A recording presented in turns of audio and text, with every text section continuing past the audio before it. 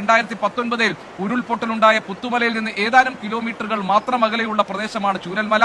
അവിടെ കൂടുതലായി താമസിച്ചിരുന്നത് ഈ എസ്റ്റേറ്റ് തൊഴിലാളികളാണ്. എസ്റ്റേറ്റ് ഏറ്റെടുത്തിട്ടുള്ള, അതായത് തേയില എസ്റ്റേറ്റ് ഏറ്റെടുത്തുള്ള പ്രദേശമായിരുന്നു അത്. ഈ പുഴയുടെ ഇരുവശവുമുള്ള ആളുകളാണ് ദുരന്തത്തിൽ അകപ്പെട്ടത്. ഇന്നലെ അർദ്ധരാത്രി അല്ലെങ്കിൽ ഇന്ന് പുലർച്ചയോടെ ഉണ്ടായ ഉരുൾപൊട്ടലിൽ പുഴ ഗതി മാറി ഒഴുകുന്ന സാഹചര്യമുണ്ടായി. ഒരൊറ്റ രാത്രി കൊണ്ട് ചൂരൽമല അങ്ങാടി ഒലിച്ചു പോകുന്ന സാഹചര്യമുണ്ടായി. എന്താണ് സംഭവിക്കുന്നതെന്ന് നാട്ടുകാർക്ക് മനസ്സിലായില്ല. ഇരുട്ടായിരുന്നു.